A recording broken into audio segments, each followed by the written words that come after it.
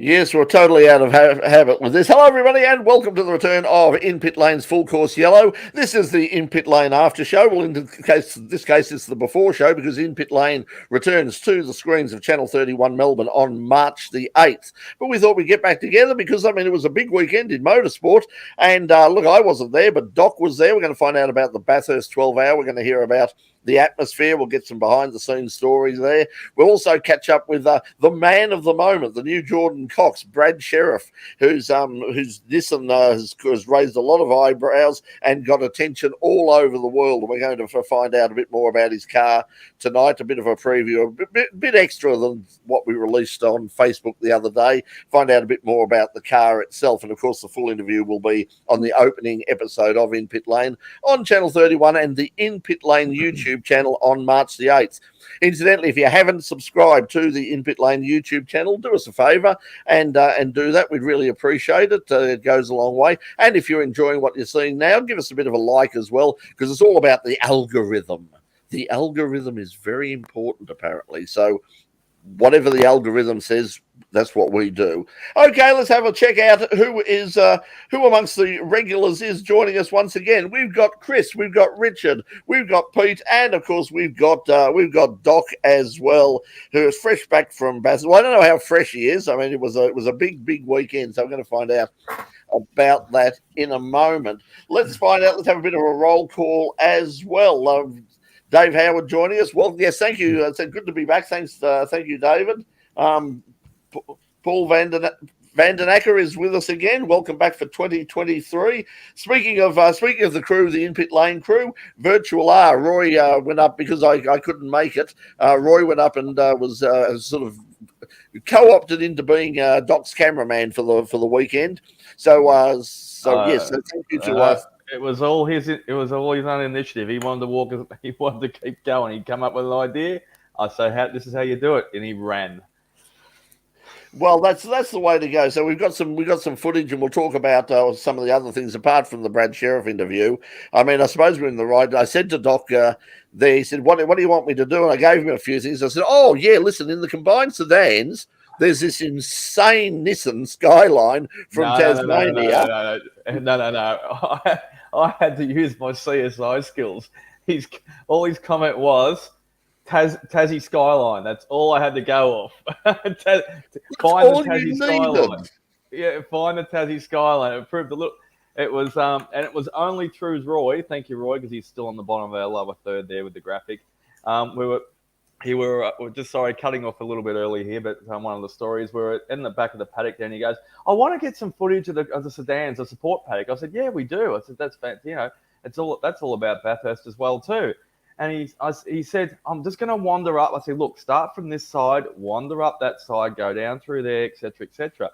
Anyway, so I said, "I'm just going to sit on the corner of the tent here for a few minutes, and you go and do your thing," because he was really about getting the behind the scenes type graphics and the looks from the weekend that he wants to archive himself. It was his first Bathurst. Congratulations, Roy.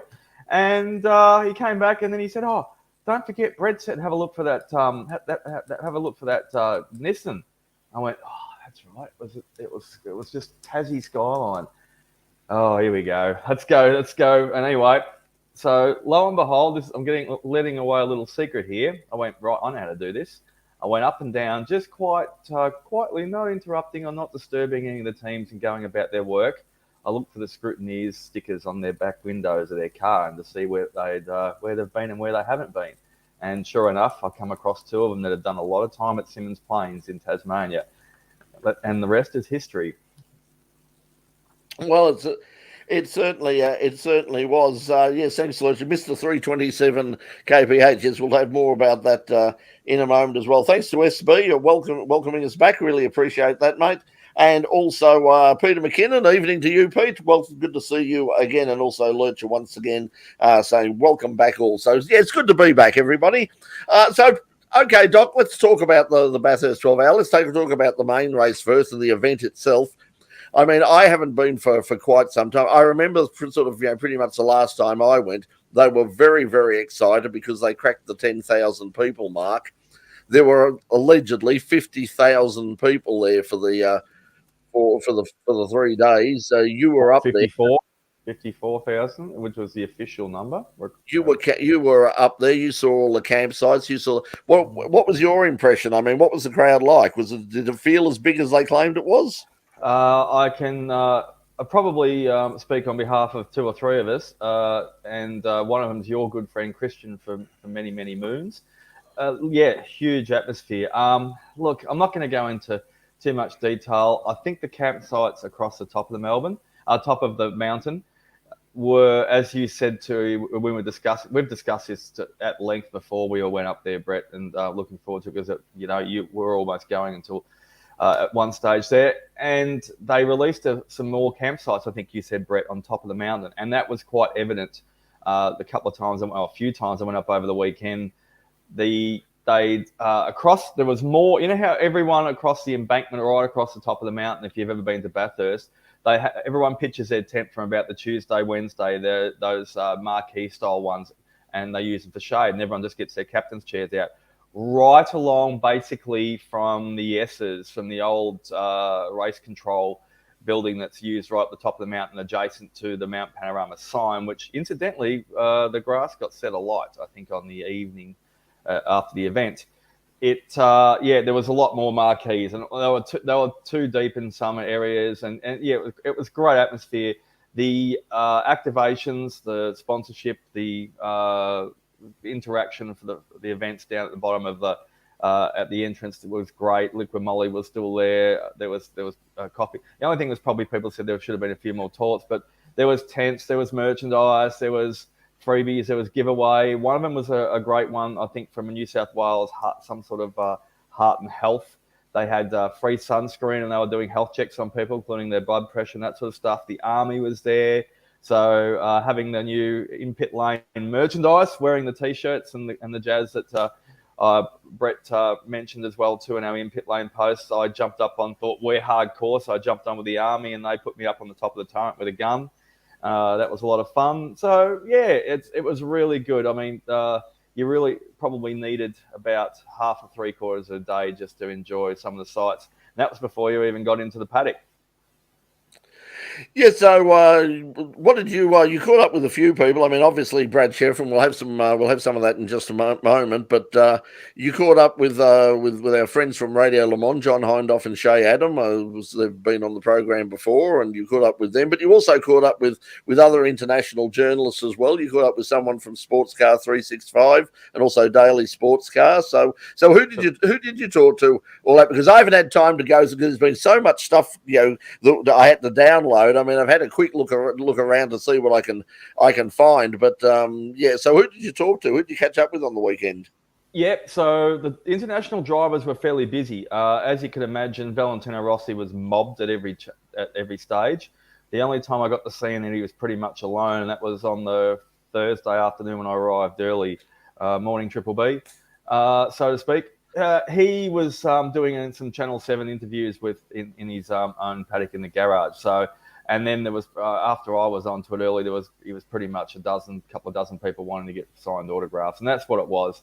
Any time on weekend. So the international drivers were fantastic. We had access to their pit bunkers, but they were always trying to get stuff done in and out and like that. I mean, Chaz Mostert walked past me on the Thursday when I was having a chat with some people, and I saw he had his an army style cap on, his camo cap, and I said no fluorescent hair this weekend. He goes, I've given up. I don't know where I'm up to on it anymore. So he was, I think because of the warmth as well too, he was just had the short buzz haircut. Said hello to Davey Reynolds, said a lot to Craig Lowndes. I was chatted very briefly to probably the local drivers, all the Australian drivers, and they were great and in good spirits. And I wished them well for the weekend. So Grant Denyer, a few others. In the Schumacher garage as well too, dropped into the guys from Daytona, Brett. So I did a lot of that, but they seemed to be pretty busy all weekend. I think they wanted to step up their game and really take it to the internationals, which they did early on in the piece in the race. Yeah, unfortunately for the Daytona guys in the Sin, they had some problems on Saturday. They put the car into the wall and had to retire. Unfortunately, the KTM was an interesting one. The KTM they had problems with that, and the KTM suddenly turned into an Audi, and that was a really good performance by those guys because they went up there. They were mostly state level competitors and racing a GT4 car, and suddenly they without any prior training for most of them, they jumped behind the wheel of a GT3 Audi and did very, very well. Finished the race, finished quite well. I think, in fact, they might have even won their class. But it was a great performance. Great performance by them. But as you say, I mean, the thing about it all is the great Nissan. The great Nissan scandal of 2023 after the combined sedan race. Now, of course, Brad didn't win the race. I mean, that's the thing. I mean, it was the car is blisteringly fast in a straight line.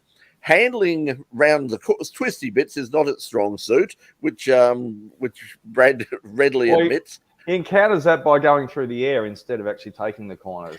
Yeah, well, we pointed that out. I mean, that's probably one of the reasons why they were a bit concerned. The fact, although it wasn't on Conrod, at least that's not what he said. Apparently, it was on going up Mountain Straight. Mountain Straight the was thing the 120 across the air. The thing was actually getting air over there. So I imagine that would get the attention of Motorsport Australia. But to his credit, I mean, he didn't just he knew the situation. He drove to the conditions. And so he did ease off a bit. There's been a lot of nonsense spoken about the minimum lap time. The reason for the minimum lap time was, as far as I'm aware, it was not safety as such. It's so they could get in the biggest field possible for that combined sedans, because it's combined sedans. It wasn't a sports sedan race. It was combined sedans, and that means you had things like improved production cars and normal production cars, a whole bunch of, and they worked out that if cars went quicker than the 209, a big slab of those cars would not be able to start the race because of the 110% or whatever. Now I think it might be a bit more now. Paul Van Neck probably knows. I think you're right. Yeah, but that was the reason they slowed them down to make them, and also because they just didn't want to, I don't think they wanted to attract the Daniel Tomassis and the Steve Tomassis and Jordan Caruso and all those top sports names. Fast Saabs or something like that, or Thomas Randall's having, and it's great to have those sorts of guys. I mean, Thomas is, I saw he put a post up over the course of a lot since the weekend, and Thomas says, I'm aiming for a drive at the 12 hour next year, probably like any guy that's at the top level in the amateur class that's eligible at the 12 hour. But no, I think, as you said, they brought, by creating that time, that criteria, broaden the horizons, but at the same time kept out two professional cars, and therefore it was a great spectacle and lots of colourful stuff going on out there, which Brad decided to bring a couple of cars. So there was a sister car there as well, though, too, which was very similar in preparation. There was a Sydney outfit that was looking after Brad Sherriff's car and his and the sister car, the blue one as well. So, look, I had a good chat with him before we went on camera. Looking forward to seeing the whole interview again. I haven't had a chance to go through all the stuff.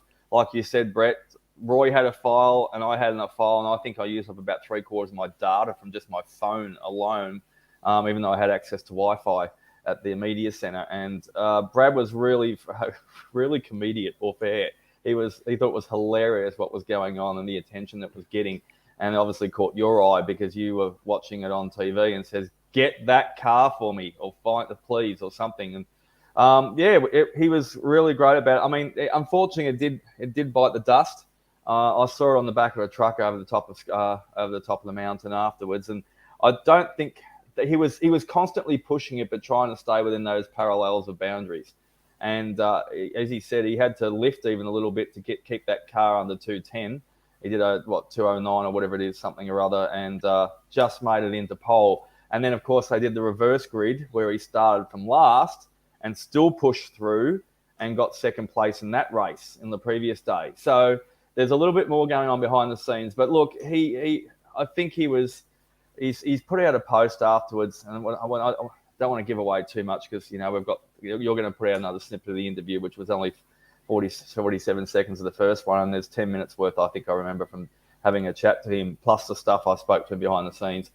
In his statement after Motorsport Australia contacted him afterwards, and I'm reading between the lines here, they were very nice and all great. It was fantastic. They probably thanked him for competing on the weekend and providing extra entertainment and that. But they said, look, we're going to have to lay down some laws with you to limit this. We can't have this, we can't have that, etc. like that.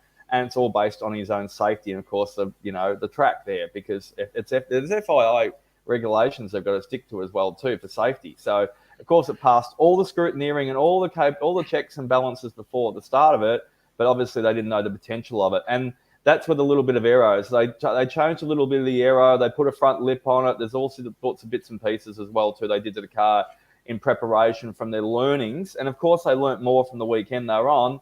But now with the contact, Brad's sort of like, I think he's in two minds more swaying as it's just going to become an expensive showpiece in the showroom down there in Tasmania, unfortunately, because he said, if I can't race it to its full potential, then, it's like, squaring something off, and it's no fun anymore if you're just going to keep being beaten down. People have got to remember that it's not a full-on sports sedan. It's a floor pan car. I mean, it is a modified, Nissan. It's not a space frame. It isn't dripping in carbon fiber or anything like that. It's the reason it's just so fast. I finally saw some video, and I saw, because I didn't see any of the racing or any of the combined sedan races on the weekend. And I just about an hour ago actually saw the footage from the first race, and it was. The thing in a straight line is terrifyingly quick. It holds a lap record down in both Baskerville and Simmons Plains. So you were down there last year.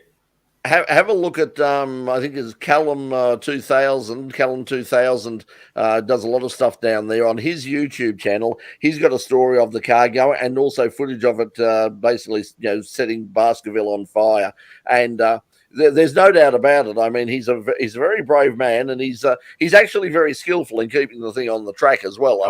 He's very bashful and humble about that. It's a monster of a thing. Actually, let's catch up with Brad, find out a bit more about the car. Just before you do, just want to give a shout out to Brad. Obviously, I had a really good chat with him behind the scenes as well too, and made friends with him. He has got a race shop down there in Tasmania, so he's not one of those ones that just farms out this and gives out this or says, "Oh, go and do this for me," or "Oh, I'm going to give you this and I'll pay you to fix it." He is a hands-on, tools-on. In the full interview, when you release it eventually, Brett will tell you that he does it all himself, gets on the tools, and he's not that he doesn't trust anyone, but he really enjoys the sport.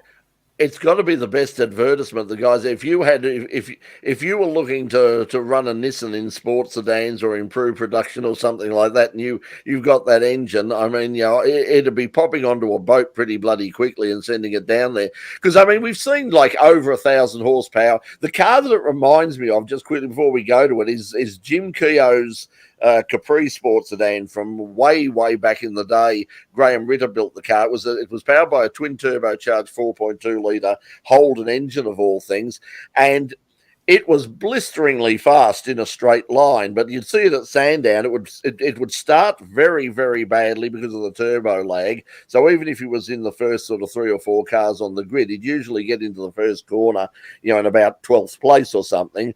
And then you would see it just unwind up the back straight, and it would blast past about half a dozen cars, then fall back again in the twisty bits and get on the main straight again, blast past everybody again, eventually get up to about 3rd or 4th, and then explode in a massive plume of smoke and occasionally large amounts of fire as well. So, but turbocharging has come on so much. I mean, there's so many of the cars, in sports car racing and all the rest now, it's got it down to a fine art. So if you've got a Nissan and you're looking to get performance out of it, that's got to be the best advertisement that you've ever seen in your life for somebody who can build a strong and very, very fast engine. Let's find out more about it. Yeah, hang on, let's hear from Brad first. Let's show the stuff now. The big thing with these cars is the straight line handling. So the engine is a big part of the package. They're a billet engine, billet block thing. They run a reasonably big precision, 76, 75. It's run by a Motec M1. All the cars, all the electronics are Motec. The cars make, with the turbo tap, they make about 1,200 horsepower at the hubs. So that equates to somewhere around at a 10-12% loss to somewhere around just under 1,400 horsepower. We're running around 1,000 horsepower here at the moment. So we've got about, say, give or take 400 horsepower without the GST. Yep. So, it's a reasonably, I know it might sound crazy, but it's a reasonably conservative tune-up. Yeah. You want some long-lasting horses, some ponies underneath it for a while. We normally get a season out of these engines without any drama at that power level. We've not ever had a problem with the engines come apart. We'll inspect them. These are the later generation wider bearing crankshafts, which anything over 1,000 before in a circuit application, the bearings, they weren't loving life. They weren't flying apart, but you could tell over 1,000 you're on limited time. So to make 1,000 horsepower, these things are making about 850 newton meters. That's a lot of heat in that too. And then obviously the heat management's another thing. It's got it's got one of the best intercoolers on the market, if not the best. Yep. Alex from Pieseman's amazing. Yep. It's just a good fun package. Yeah, I think that's an understatement. It's a good fun package. It certainly is. But that's interesting that he gets a year out. I mean, so it's obviously, it obviously is a reliable engine. And just imagine that engine put in a proper sports sedan, put into something that was, built from the ground up by somebody like, Riverside Racing or the guys out, Ron Hossack and the guys out who built John Goulet's Audi. Imagine a ground-up, dedicated sports sedan with that engine in. My God, it'd be terrifyingly quick. The thing is, as you just said, though, Brett, he's aiming long-term, and I got that impression from pretty much every subject when we're going over the car. Obviously, that's just a small snippet again from the interview, but and nothing behind the scenes. So, I'm happy to talk with anyone else when we're at the track one day, and if they come up and they want to know a little bit more about Brad, and I'm happy to spruik his wares. So, yeah, it's a shame that he probably put his focus onto something else these days. The other one as well, though, too, I was going to mention just before you did say it, was you and I, Brett, catch up with Stephen Richards quite often because Clay's out racing these days and they're great friends of us, the In-Pit Lane family. And he obviously, I think Stephen was over in New Zealand last weekend while we were at Bathurst, and he was doing some racing there, having a bit of fun in the Nostalgics. And Jim's also a member of one of the car clubs I'm as well with too, so I don't get to catch up with him too often. But I'd just like to ask him if they did watch any of the footage of it and what they thought of the characteristics, because Jim used to drive them for a living for many moons as well.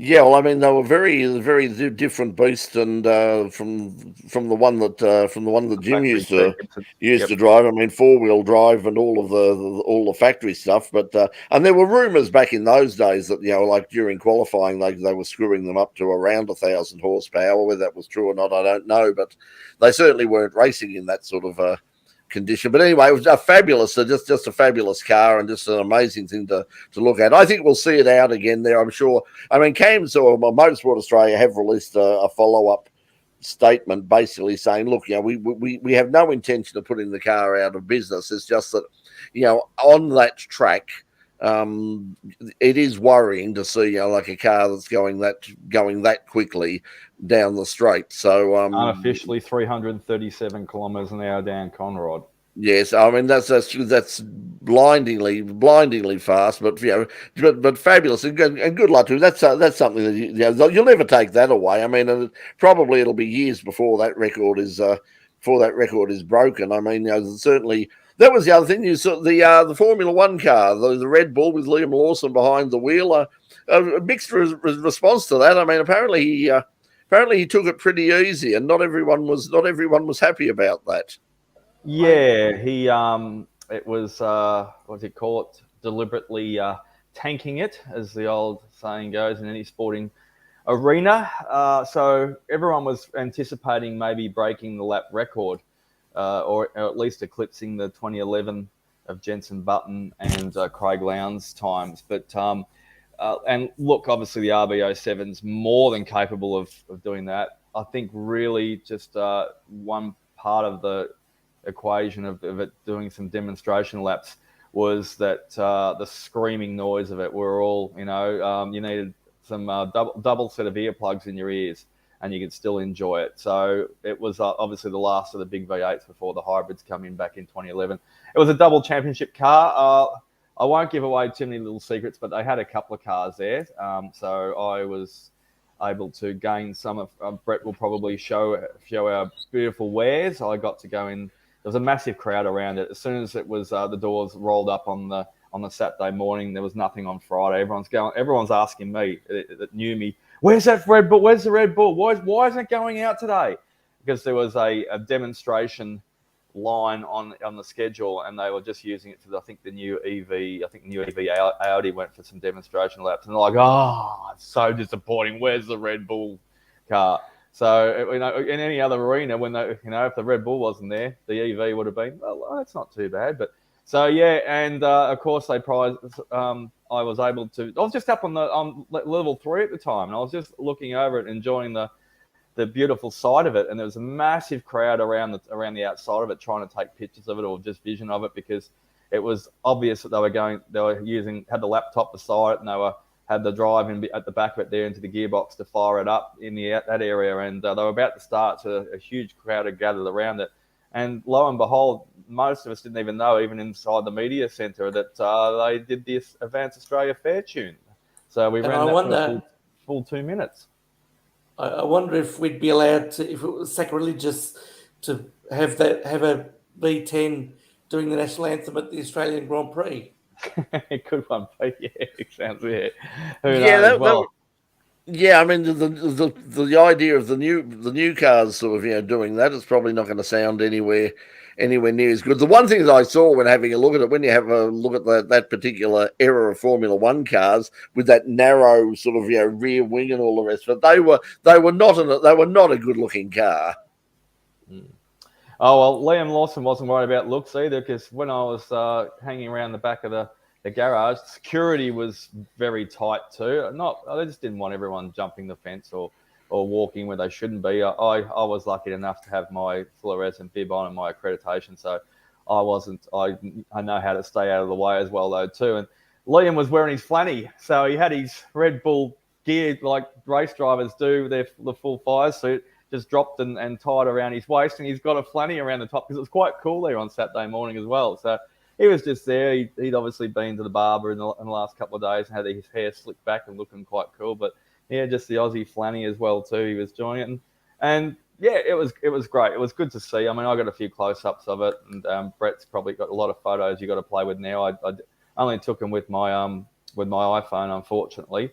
Roy was in the vicinity when I was doing some of the background stuff on it, so we didn't get much of the camera footage of it, but the phone stuff was quite sufficient to be able to get an idea and an appreciation of what a beautiful car it is. Yeah, so and Liam Lawson, it looks like Liam Lawson will be the reserve driver for the first 2 rounds now. Daniel Ricciardo has said that he's not going to be at either of the opening rounds of the Formula One World Championship. He will be at Melbourne, so he will be the reserve driver for Melbourne. And he said this afternoon in an interview that he sort of said that that's when the reality of not driving this year will probably kick in, is that when he comes to Melbourne and suddenly he's not like actually on the grid and racing, that's when the reality might hit him a bit. And because I think at the moment he's sort of a little bit surprised that he's not really missing it. I think that's probably a sign that he needed to take a break, because if you get to that stage where it's like I can take it or leave it, then you shouldn't be out there. I remember Mark Skaife, that was the reason that he originally retired. I remember when he gave his retirement, we were at his retirement announcement, and he said it was going through a chicane at Adelaide, and he said he was always very tense when he went through there, because he said he wanted to get it right, and if he got it wrong, and he said he was just going through on autopilot and went, that doesn't frighten me anymore. And he knew then, he said, I think it's time to give it away. Sorry, go Brett. No, go on. To answer your question, so what Liam Lawson did to tank it around the lap, so he didn't do the lap, he'd pick a corner, whether it be a Hell corner or at the bottom of end of Conrod down past the chase or something like that, he'd just do a donut. So he did some donuts, and of course that got an uproar and jeers from the crowd. Obviously they like seeing a Formula One car going in a full circle and lighten them up with some nice big black marks on the tread on the ground. So therefore, yeah, he was very quick. One of the funniest things as well too. I was listening to Krause, and he was a very busy man all weekend. I only got to speak to him briefly a couple of times. And Krause, I think, or maybe it might have been Chad. No, Chad might have been, and Chad was chatting to the guys as well too, a little bit more than I did when we were in the paddock in the Red Bull garage there, and it red lines top end on RPMs. That's revs per minute at 18,000. So Chad said to him, are you going to wring its neck and run it right out to that? And the guy goes, oh, no. I'm sorry. Yeah, you must have, Pete smiling. No, we can't do that. You know, this is a piece of history. We've got to preserve this. We've got to look after this. We're only going to run it at 17,500. I'm sorry. That's all. Yeah. Anyway, it looked like it was a great weekend. Obviously, I'm disappointed that I had to miss it, unfortunately, for reasons some of you would be aware of. But it was, I watched it. Got a lot of shout outs and a lot of hellos for you, Brett, too. A lot of admiration and pass on the all the best for the futures as well too for that, Brett. Yes, I appreciate that.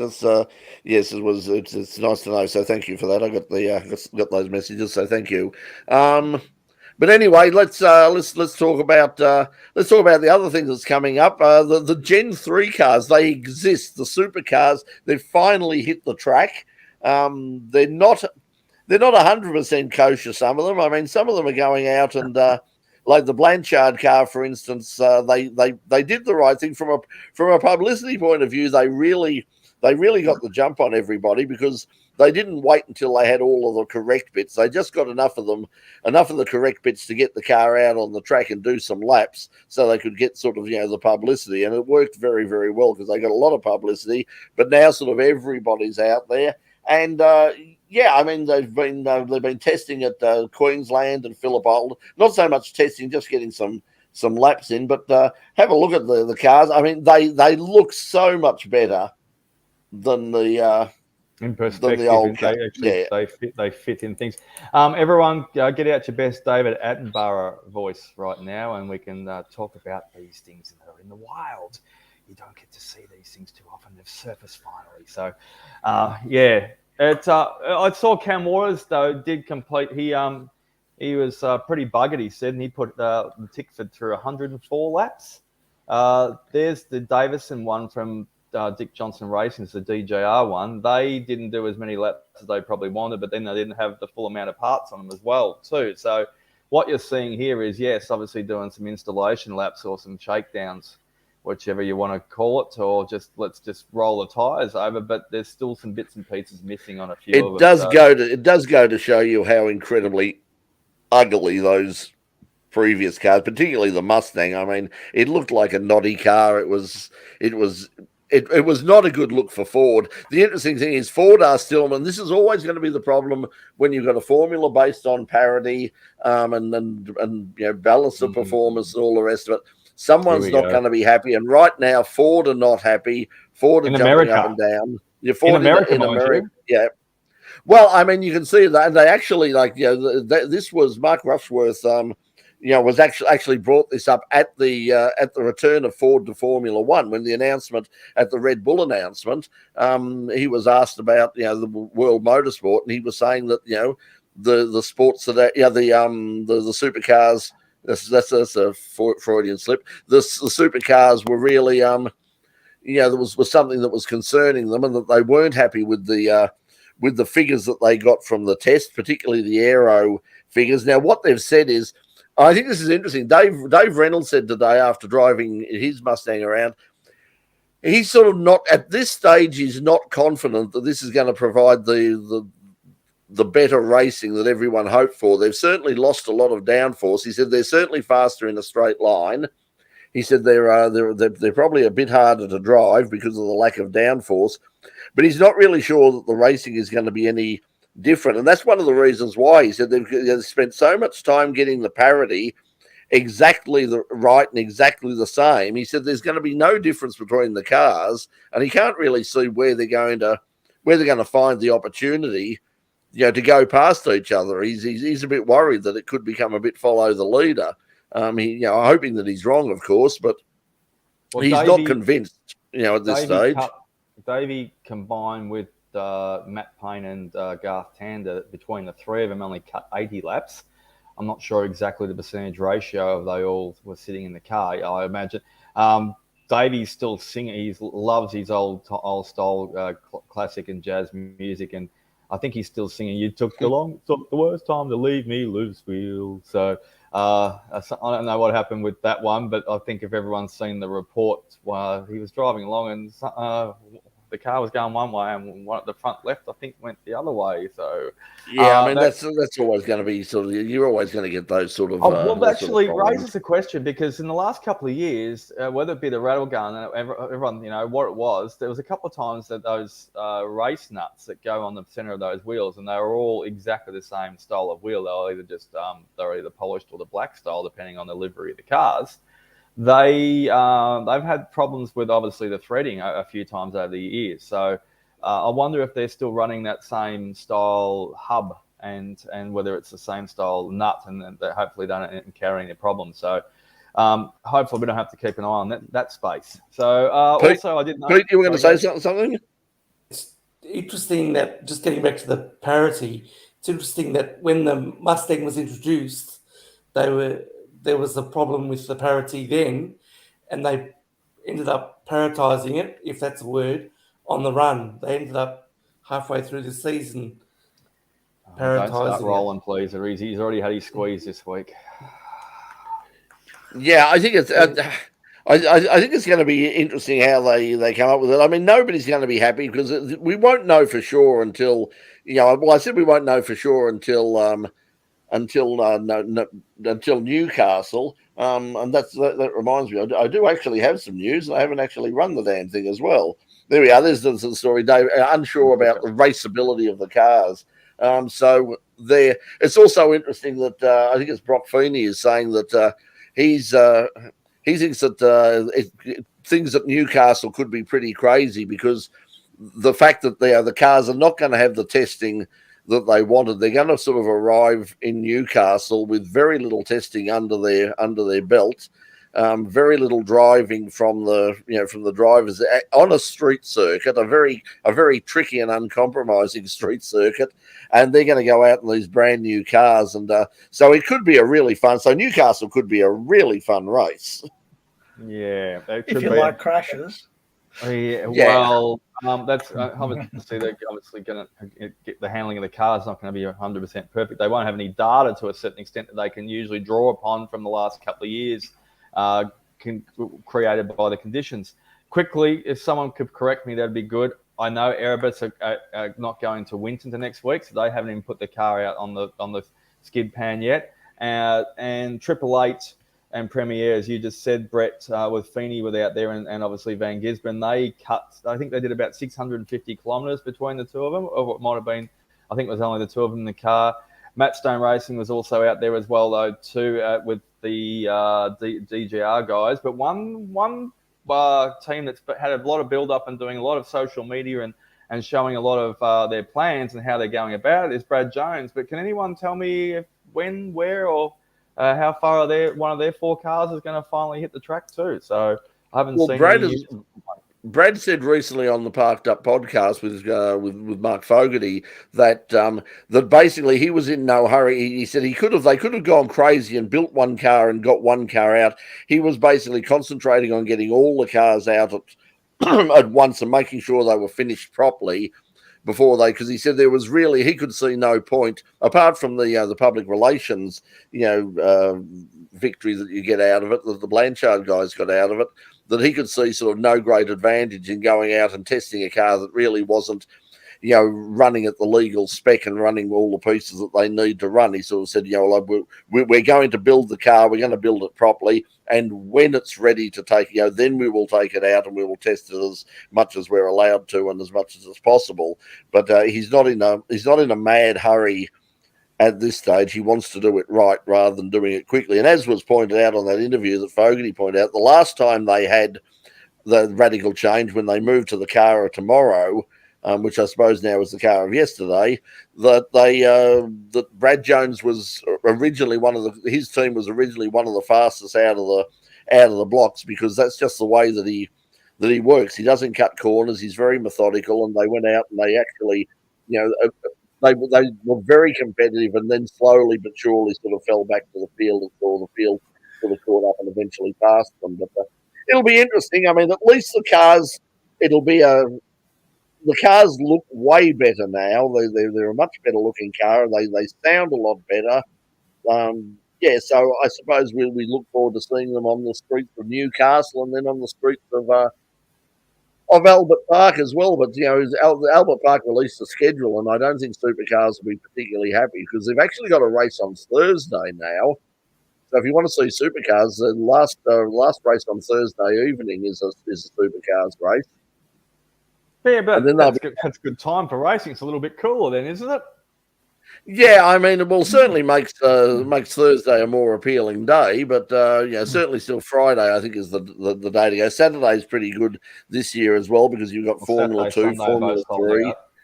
So that's the thing. I mean, if you haven't got your tickets yet, you're in trouble. You're not going to make it. So at least on Saturday and Sunday. So Thursday and Friday might be all you end up getting. So I'd jump in quickly to that as well, because Thursday, of course, you're not going to see any Formula 1 cars. That's the problem. This is just my foresight, and it's obviously come up a little bit in the feed. If you follow any of the Formula 1, Pirelli were excellent in supporting the Bathurst 12-hour on the weekend at Mount Panorama, and I pitched myself a couple of times going past and looked at their hard workers doing such a fantastic job for the teams, providing and things. I've got a very, very funny story about the Pirelli tyres a few years ago and what happens to them, and what if they get left behind at the track, what the locals do to them. So I won't tell that story tonight. It's too long a story, but it's very, very funny. So don't forget, in the Formula 1 this year, there is the new Pirelli development tyre that they're going to use. So a lot of the drivers and teams are waiting in anticipation to see what's going to happen in the Formula 1.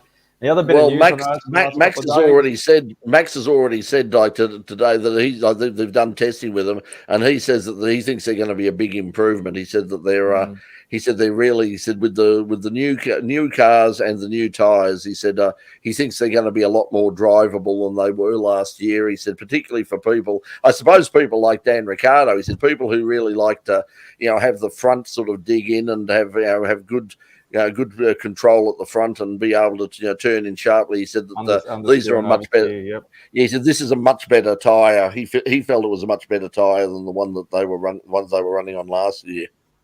And the other one that caught my eye in the last couple of days was Valtteri Bottas, who has spent a fair bit of time in Aussie Val. Australia.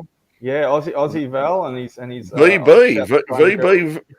VB. He's I think last post I think I saw him was over in New Zealand, enjoying the local sites and traveling around and attractions. He said a while ago he decided to realize that he was needed to see a psych because he became a bit of a robot, and that all his focus in life was just a finished racing driver becoming a robot. That'd be unheard of. How would you tell? It's a nation of robots. Yeah. Well. Yeah, I'm very, very happy to be here. It is a lovely country. Thank you very much. Well, he's changed tack. I mean, he's got the mullet and a few other things, but he also said he is now broadening his horizons in life.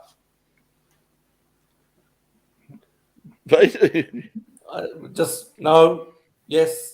Yeah, I mean, they got more out of him than than they ever got out of Kimmy. Certainly than I ever got out of Kimmy. I mean, the time that I interviewed him, it was the most painful thing that you've ever had in your life. I mean, but he shouts a bloody good ice cream though.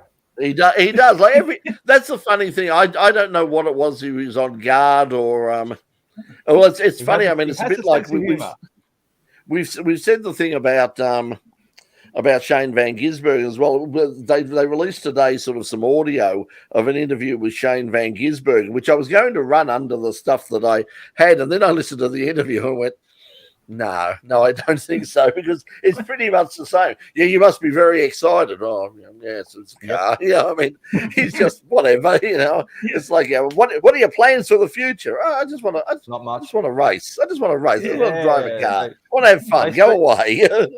Their presser usually sticks to one-word answers, and if they expand any more than that too, they need to get Anyway. Yeah, there's Formula One on Sunday. 4 races only: Formula 3, Formula 2, Supercars, and the Grand Prix itself. So it really is. I mean, it really is obviously about the Grand Prix. But in terms of like value for money, Friday, and I always said that Friday was that's the day that I always choose to go if I'm going to go. If I'm going to spend the money on it, because one, it's cheaper, and 2, you get a lot more action on track. You see the cars sort of, in practice, and, they're going out and they're looking for the limits of adhesion. They're out there pushing it to try and find out sort of, how fast they can go. So you get, some good Formula One time. And this year, of course, you're going to get Formula 2 and Formula 3. And Formula 3 has a few Aussies in it, including our mate Hugh Barter, who incidentally will be a guest at this coming up on In Pit Lane on the new season.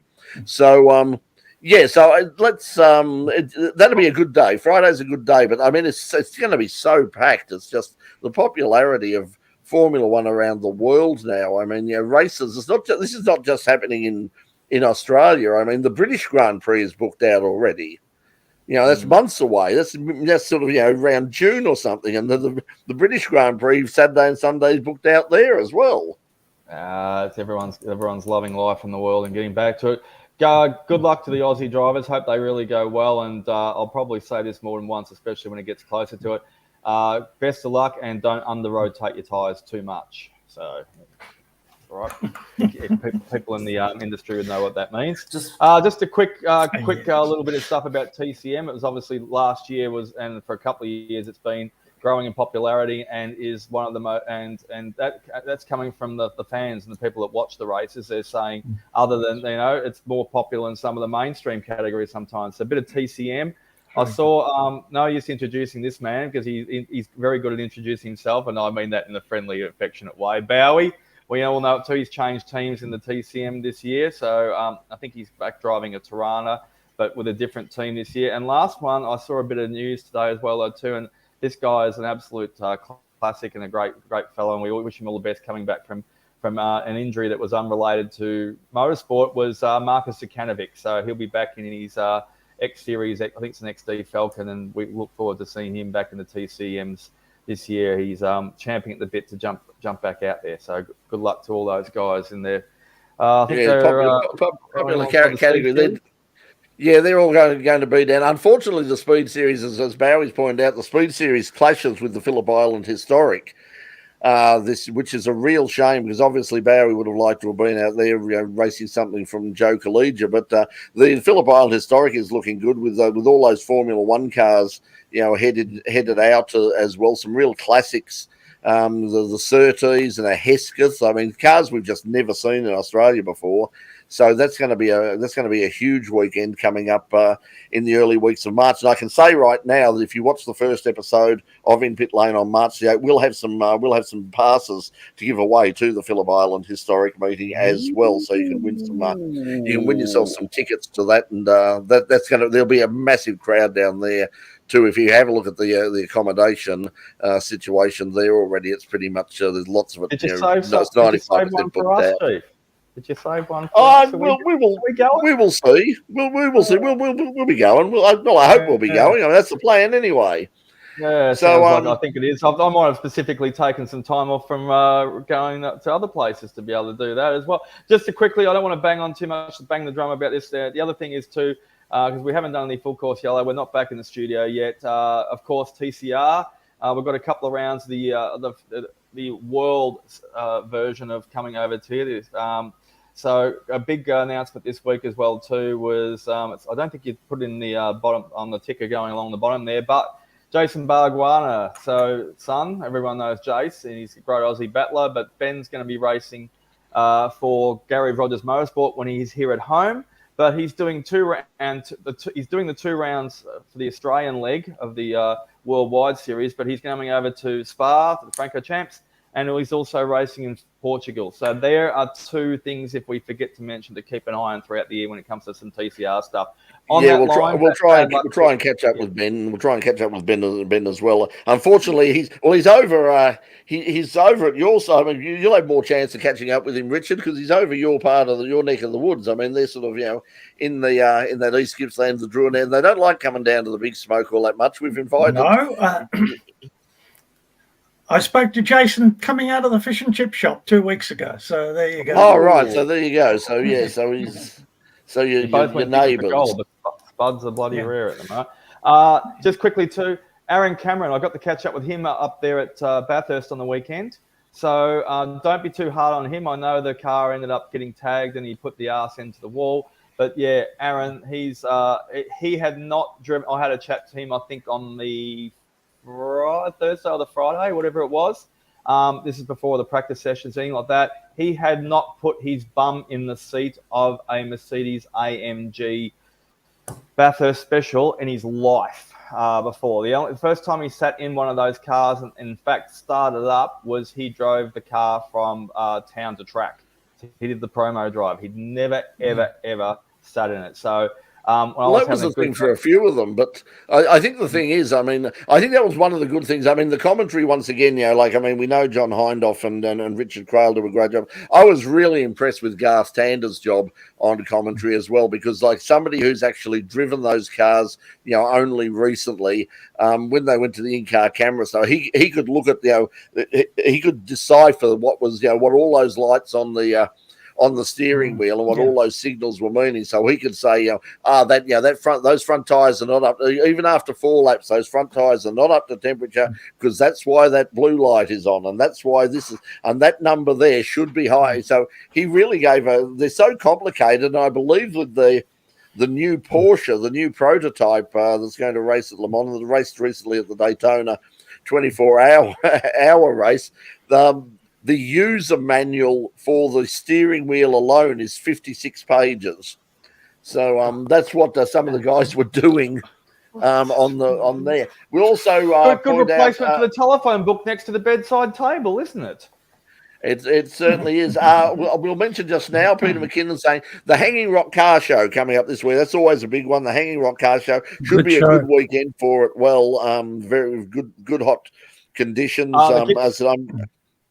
Gippsland swap meets on also this weekend. That's usually huge. I haven't been to it, but I hear a lot of good reviews about it. Lastly, but not thing, I don't wear these t-shirts for fun. I do ride 2 wheels, and I also support the racing category of the motorcycle version. Hence, being a big fan of Rossi on the weekend. Quickly, Jonathan Ray and Alex Lowe's, the new livery for the World Superbikes, which will be at Phillip Island in a couple of weeks as well, though, too, at the end of February. The new ZX10R RR looks fantastic. They've gone back to a more green. But more important, just as importantly, on the MotoGP front, there's a few little stories creeping out in the mainstream media this week. And one of them is the Marc Marquez interviews that he's been conducting lately. And look, I don't want to start off on a contentious note, but Mark, he doesn't listen to me, and he doesn't listen to a lot of people, but and Honda haven't had said much about this, but leave it alone. He's brought up the 2015 run-in with Valentino Rossi on the conspiracy theory that when Valentino Rossi just basically confronted him at the press conference and just gave him what for, and says, this is all a farce. You've got other people working behind the scenes to try and and all went to track, and it was a great, fantastic thing. So at the time, he was accusing of Marquez. Who was his teammate there at Yamaha at the time? He was retired a couple of years ago. Anyway. So he's brought it up again and said, and restarted the feud again with Rossi. As far as I know, there's no return served from Valentino, which is good. So why bother even going there? However, it is crunch time at HRC. So Marquez is testing this weekend, the end of this week in Malaysia, on the new, I think it's the RC213V. So it has been tested by Stefan Bradl at Sepang in the last week or two as well too. Stefan's just said it's good, it's fantastic. So he's done all the usual PR about it. But it's crunch time for Marquez and Honda. So he'll be wanting to give his foremost and critical, straightforward, honest opinion. And Honda will want to hear it because they're both stemming their hopes on how he goes on that bike this season, especially after the last 2 years when he's been under an injury cloud a few times and stuff like that. Joan Mir from formerly Suzuki, obviously they're out of the sport now. Joan's his new teammate this year, so he's going to be on as well though too. And they're also pinched another big name in the sport as well too, HRC Honda. So I've got to pronounce this very right because otherwise it'll sound like it's the wrong sort of wording because it's not the manufacturer. Ken Kawachi, who was head of Suzuki of the race team there in the last couple of years. He's been poached because he probably didn't have a job anyway, and he's going to be in charge of Honda. So, yeah, keep an eye on the fallout from this weekend in Malaysia, which is only just up the road if you're an international traveller, and see how they shake down those Hondas. Okay, well, yes, as you were saying, also the Superbikes coming in a couple of weeks' time. That'll be another big thing down at Phillip Island. Down at Phillip Island this weekend, the RX8 Cup. That's what I'm heading down for. We're going to head down with the camera and wave that around for the guys. The guys coming down from New South Wales. They did a couple of rounds at Phillip Island last year, and they loved it so much they're opening with the series again this year. So I'm going out there on the weekend and getting some interviews and some footage, and we'll pop that up. They'll have that on their YouTube channel, and we'll also probably whack some stuff up on the program when we come back on March the 8th. So that's happening on the weekend. We've already covered the Hanging Rock Car Show. We've got the Speedway, the Australian Sprint Car title in Perth. Congratulations to the guys in Perth. They got some live television, some primetime live television. It was on 7 Mate, I think it was. It was on one of the 7 channels last night. I think it's got a huge response. People were absolutely delighted by the package that they put together. So congratulations to the guys over at Perth Motorplex for getting that on the air. And so that's happening this weekend, and you'll be able to see some of that on 7 as well. Quite a bit of motorsport on 7 Plus. If you've got like a Chromecast or an Apple TV. Go to 7 Plus. You can. One thing they've got is lots of old Bathurst footage. They've got a dedicated channel, which is just a Bathurst dedicated channel, so you can go back and you can see, Bathurst 500s back in the 1960s and the 70s, all the way through, to the modern era. So they've got that, but they've got Speedway. They've also got the lot of drag racing Australian Top Fuel Championships, and congratulations to the guys from the Australian Top Fuel Championships for their effort a couple of weeks ago at Sydney Dragway in celebration of the life of Sam Fennick. As Paul is saying there, that would acknowledge the passing of Sam at Willowbank. I was watching it live. It was as soon as I saw that car heading towards that camera tower, I thought, oh, this is not good for either people. Now, we haven't heard much of the camera operator. The cam op was injured, but thankfully not. It wasn't life threatening, and I haven't heard any updates. I believe it was probably a broken leg and some bad bruising. But under the circumstances, he got away remarkably well. But unfortunately, Sam didn't survive that. And as Paul is saying, I've said so many times, every time we send or I go down there myself to film at the drags, and I go down to the top end to film, I really am very, very nervous. There's virtually nothing between you and those cars, traveling in some cases at over 500 kilometres an hour. I think they've really got to have a serious look at that. Hello, we've got some music. Mr. Whippy. Mr. Whippy's coming in. Yeah, get some. Yep. Kimmy's out the front. Kimmy's out the front. Yes, Kimmy's. You know what he's doing now. Roy's going to be at Dalesford. He's been doing some stuff at Dalesford Speedway. That's just there, so that's happening. Dalesford Speedway, if you're up that way, and also the Phil Crump Memorial at Mildura. There we've got Ty Woffenden is having a run. That's for the bikes. Head up there for of course the Crump name, absolutely mega famous, around the world, not just local Mildura guys, but just a great family. But just a multiple world champion. 1-2. I'm going to jump the gun and give this a little bit of a plug and promo. Glenn Everett, who's a good friend of mine as well, though, too, from Man and Machine. So we've everyone's followed a bit of their stuff over the years. He has got a huge, massive event that's going to be out at Lardner Park on the weekend of the 4th of March, which clashes with a little bit of an air show that's going around the plane. So I don't know how we're going to split up our time. So Glenn is at the moment possibly going to try and join us as well too, early when we get back to the thing. Hopefully it's sometime thereabouts, not too much after. So having a chat with him a little while ago, Glenn, I think, told me he's got 2,000 cars booked in out there. So I hope they find the room around the hills there, because there's going to be a lot of... Yeah, I wonder where they're going to fit them in. Yeah, there's a lot. So Lardner Park's not that big a circuit, but 2,000 cars, it's show and shines, it's different things. So, you know, bigger and better. So it's the all new Motorfest concept up there. So keep an eye out for that. Jump on, look up your social media, check out. There's so much happening because, of course, I think it's next weekend or the weekend after. I mean, Richard might know the first round earlier than I can ever remember. The opening round of the Victorian State Championship, and you mentioned earlier. You mentioned the name Thomas Randall.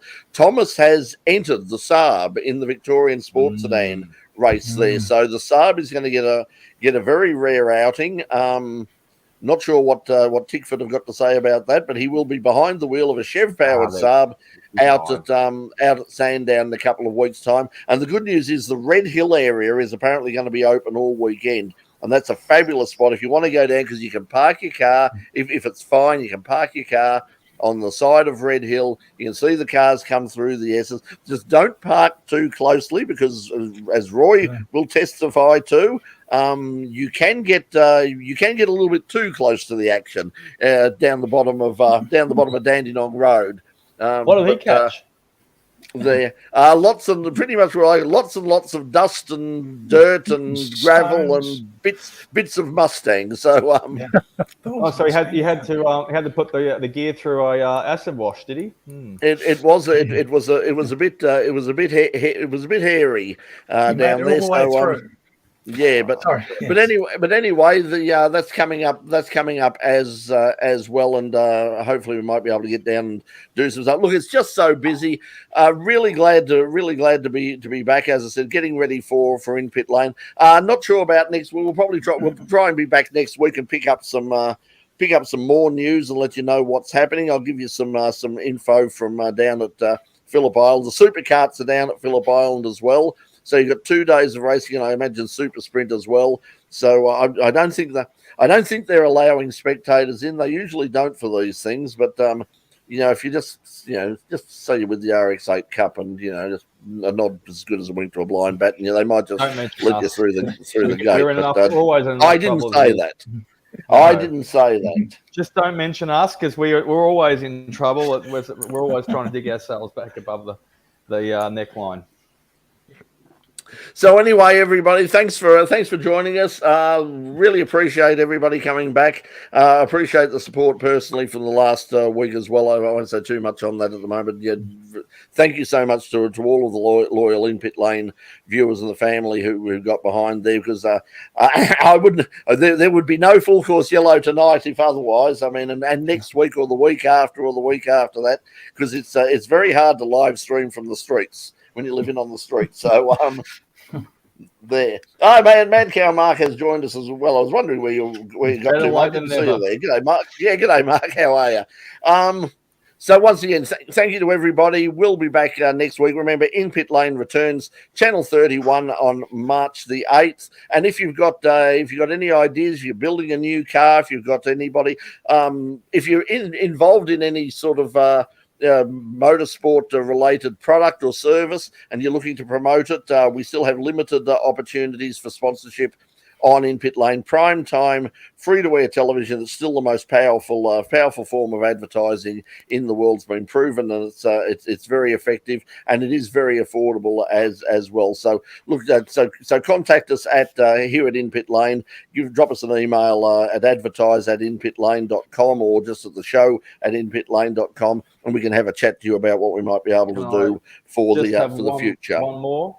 I just want to do a shout out to all the people. I know I did a closing little spot up on the weekend there, but I just want to say a big thank you to all the people that joined me up at Bathurst at the spur of the moment. I've made a whole lot not new friends, local and international, but everyone was very giving, and I've got some great time and fun, lots of fun with all the people. That includes not just the interview, a lot of teams, a lot of people from behind the scenes, and also to my long-term mates I've been up there with a few years. Anytime they offered me, want a hand with something, or can we help you out, or like that. Also, the officials, obviously, we mention all the time, and still he's not here to say it tonight, but I've got to say it's a very tight-knit unit up there if you're in the media side of things, and I got thrown under the bus a little bit this year. I want to shout out to all the guys that are in the media centre that do all the work behind the scenes, that give us food and keep us water when you're boiling hot and you need it. You got food? We got water. There was some water. handmade bread. Someone who rolls. spoke to you. That was scrumptious. No, I just sat in the corner. I picked the wrong year to miss. That's for sure. Normally it's a cup of dirty water and a photo of a hamburger. But a huge shout out to Peter in the shuttle bus, who basically was my personal Uber driver as well as everybody else's. I think I spoke to him mid-morning at one stage, and he'd done 25 trips up the top of the mountain and back to ferry us around. So, I really appreciate the guys. They work, and he's done over 25 years of Bathurst as well too, in different ways and shapes. And yeah, they're a good mob up there. The ones that I've done over the years, they've been and the whole town embraces it. It is a fabulous event. If you haven't been, the Bathurst 6 Hour is coming up too. I believe that's a fabulous event. Interesting that John Hindhoff, who you spoke to and has done all of it, he says that the Bathurst 6 Hour is one of his favourite events in the world. He said that just recently, because they were sort of covering it for a while, and he was disappointed that they weren't doing it anymore, because he said he really loved that event. So the Bathurst 6 Hour is coming up in April, and I was talking to Richard just before. Are you racing up there, Richard? I am indeed, yes. Yeah, so I'll be happy if you come up and wave a camera around if you're allowed. Tasty. We will flag to take up. Yeah. Yeah, so we might. We might be up. Well. John Hindhour actually said that in the telecast, that he loved the Bathurst 6 Hour. I've got. Brett probably knows half these, but I've got some stories on Mr. John Hindhoff now as well too. I was lucky enough that he wasn't being mobbed all the time, but I was out at the pub on the Friday night getting a good meal, a good feed of the local cuisine, and I got to shout John a beer, and I've got some funny stories that he let out of the bag as well too. So yes, it's become part of the tradition. I mean, Friday night with the Radio Le Mans crew is the Radio Show Limited crew is part of the tradition of the Bathurst 12 Hour. There's a great bunch of people. Shout out to his boss as well too. Eve was there, and I am shouted her a sad the responsible adult. I'm in a good book. I'm in the good books with Shay and John, because their boss, Eve, let me shout her a Sav Blanc. So I like to keep it that way. So hello to Eve and the gang on Radio Le Mans. Thanks for having us. No worries. Well, we'll catch you. We'll catch you next. We'll catch you next week for Full Course Yellow. Thank you once again. Keep an eye out on the In Pit Lane YouTube channel. As I said, if you haven't been to the YouTube channel, please like and subscribe there. We've got increasing old footage that we go there. Roy's got a whole bunch of old footage, and when we get some more time, we'll get some and we fix up a few technical issues. We will hopefully have more old programs to throw up from the history of the program, more old race footage from the late 90s and going through the early 2000s, from the Victorian State Race Series, from the Calder Park Thunderdome. We've got a lot of Thunderdome stuff, which I'm looking forward to getting out there. So yes, so it's a bit crowded on YouTube on In Pit Lane at the moment. There's 42,000 viewers at the moment, all watching Brad Sherriff. Brad Sherriff, the gift that keeps on giving. Okay, guys, thanks a lot. We'll see everybody next week. Until then, thanks for joining us. Bye, everybody.